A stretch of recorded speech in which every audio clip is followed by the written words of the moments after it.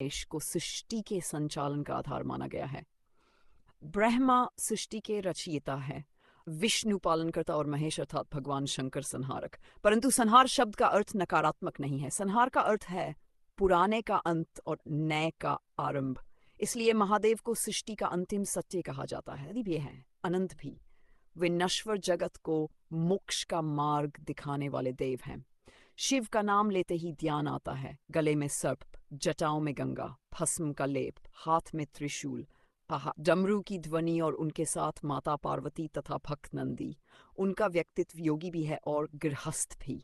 वे तांडव नृत्य के नायक हैं तो समाधि में लीन महान तपस्वी भी। अध्याय 1 शिव का उद्भव। शिव का कोई निश्चित जन्म नहीं बताया गया है। उन्हें अनादि कहा गया है, जो कभी उत्पन्न नहीं हुए और कभी नष्ट नहीं होंगे। वेदों में रुद्र का उल्लेख आता है। रुद्र ही आगे चलकर शिव कहलाए। रुद्र का अर्थ है जो दुखों को दूर करता है। एक कथा के अनुसार जब ब्रह्मांड की रचना आरंभ हुई तो विष्णु और ब्रह्मा के बीच ये विवाद हो गया कि उनमें कौन बड़ा है। तभी वहां एक अनंत ज्योतिर्लिंग प्रकट हुआ। वह शिव थे। यह प्रकाश स्तंभ न आरंभ था न अंत। विष्णु और ब्रह्मा इसे माप नहीं सके। तब वे समझ गए कि इनसे भी श्रेष्ठ कोई और शक्ति है, वही महादेव हैं। विवाह और पार्वती की तपस्या। भगवान शिव योगी थे। वे कैलाश पर्वत पर समाधि में रहते थे, लेकिन सृष्टि के संतुलन हेतु उनका विवाह होना आवश्यक था। पहले उनका विवाह सती प्रजापति दत्तपुत्री से हुआ। सती शिव की महान भक्त थी, लेकिन जब दक्ष ने शिव का अपमान किया तब सती ने यज्ञकुंड में कूदकर अपना शरीर त्याग दिया। सती ही अगले जन्म में पार्वती के रूप में प्रकट हुई, जो हिमालय और मैना की पुत्री थी।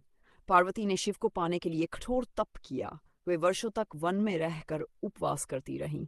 अंततः शिव उनकी भक्ति से प्रसन्न हुए और विवाह का स्वीकार किया। शिव पार्वती विवाह का उत्सव देवताओं और ऋषियों ने मिलकर मनाया। यह विवाह केवल व्यक्तिगत नहीं बल्कि शक्ति और शिव के मिलन का प्रतीक था। अध्याय 3 गंगावतरण। एक बार राजा भगीरथ ने अपने पूर्वजों की मुक्ति के लिए तप किया। उन्हें आकाश से गंगा को पृथ्वी पर लाना था। गंगा का वेग इतना तीव्र था कि पूरी पृथ्वी डूब जाती। तब भगीरथ ने शिव से प्रार्थना की। शिव ने गंगा को अपनी जटाओं में धारण किया और धीरे धीरे पृथ्वी पर प्रवाहित किया। तभी से शिव को गंगाधर कहा जाने लगा। अध्याय शोक। समुद्र मंथन। और विषपान देवताओं और असुरों ने अमृत प्राप्त करने के लिए समुद्र मंथन किया। उस समय समुद्र से अनेक रत्न निकल, लेकिन सबसे पहले कालकूट विष प्रकट हुआ। यह विष इतना प्रचंड था कि समस्त ब्रह्मांड जलने लगा। देवताओं ने शिव से प्रार्थना की। शिव ने करुणा से विष को अपने गले में धारण कर लिया। माता पार्वती ने उनका गला पकड़ लिया ताकि विष नीचे न जाए। इस कारण शिव का गला नीला हो गया और वे नीलकंठ। अध्याय 5 अर्धनारीश्वर। शिव और शक्ति अलग नहीं है। शक्ति के बिना शिव श्मशान है और शिव के बिना शक्ति दिशाहीन है। इस सत्य को प्रकट करने के लिए भगवान शिव ने नारीश्वर रूप धारण किया, जिसमें आधा शरीर पुरुष और आधा स्त्री पार्वती का है। यह रूप सृष्टि में स्त्री पुरुष के समान महत्व और संतुलन का प्रतीक है।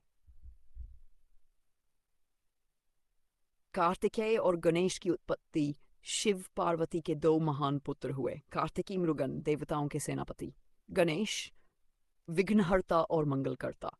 गणेश जी की कथा विशेष रूप से प्रसिद्ध है। पार्वती ने अपने उबटन से गणेश को बनाया और द्वारपाल बना दिया। जब शिव भीतर आए तो गणेश ने उन्हें रोका। क्रोधित होकर शिव ने उनका मस्तक काट दिया।